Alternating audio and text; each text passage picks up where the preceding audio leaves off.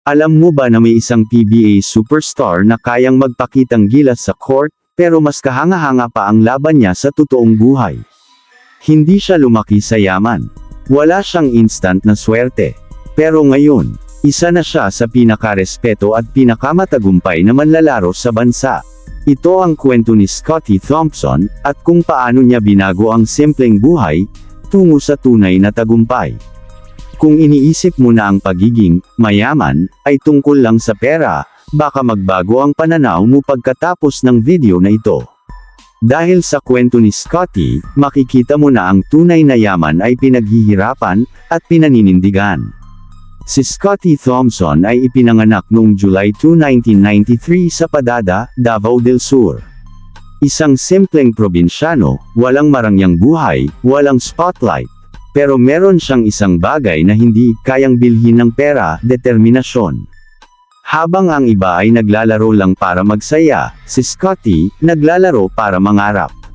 Araw-araw, dala niya ang sipag, tiyaga, at puso sa bawat galaw sa court. Doon pa lang, alam mo na, hindi siya pangkaraniwan. Hanggang sa dumating ang pagkakataon, nakapasok siya sa PBA. At hindi lang basta nakapasok, naging mahalagang bahagi siya ng Barangay Ginebra. Dito mas lalong sumikat ang pangalan niya. Hindi dahil flashy siya, kundi dahil sa hustle. Yung tipong bawat rebound, bawat dive sa bola, parang buhay niya ang nakataya.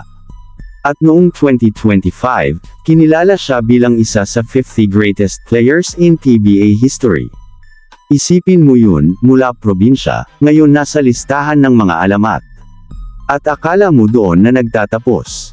Hindi pa. Noong 2026, gumawa siya ng isang historic performance. Isang 30-plus point triple-double na bihirang-bihira mangyari sa PBA sa loob ng mahigit 3 dekada. Ibig sabihin, hindi lang siya sikat, consistent pa rin ang kanyang galing. Hindi siya one-hit wonder, tunay siyang elite. Bukod sa pagiging player, pinalawak pa niya ang kanyang career. Naging team manager pa siya sa isang NCAA team. Ibig sabihin, hindi lang siya nag-iisip para sa ngayon, kundi para sa mas matagal na future. Ngayon, pag-usapan natin ang tanong ng marami. Gaano na nga ba kayaman si Scottie Thompson? Ayon sa mga estimate, ang kanyang net worth ay nasa paligid ng $7.8 million. Mahigit 400 million pesos.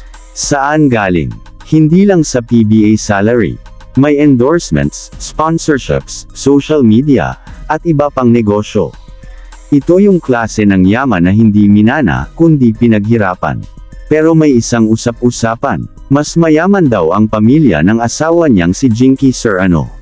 Oo, may magandang background si Jinky. Pero hindi doon nagsimula ang yaman ni Scottie. Bago pa sila ikasal, isa na siyang established player, at milyonaryo. Ang totoo, pareho silang may maayos na buhay bago sila nagsama. Hindi ito kwento ng pag-angat dahil sa iba, kundi kwento ng 2 taong parehong nagsikap. At kahit ganito na ang narating niya, hindi mo makikita kay Scottie ang yabang. May bahay, may sasakyan, kayang magbigay ng mamahaling regalo. Pero nananatili siyang simple. Mas pinipili niya ang tahimik na buhay, kasama ang kanyang pamilya.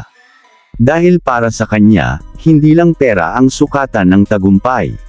Ang kwento ni Scottie Thompson ay paalala na, hindi mo kailangang maging perpekto para magtagumpay. Sipag, tiyaga, tamang ugali, yan ang tunay na puhunan.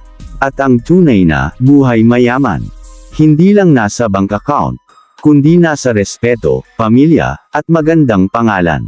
Kung nagustuhan mo ang kwentong ito, huwag kalimutang mag-like, mag-share, at mag-subscribe, para sa mas marami pang kwento ng inspirasyon sa mundo ng basketball.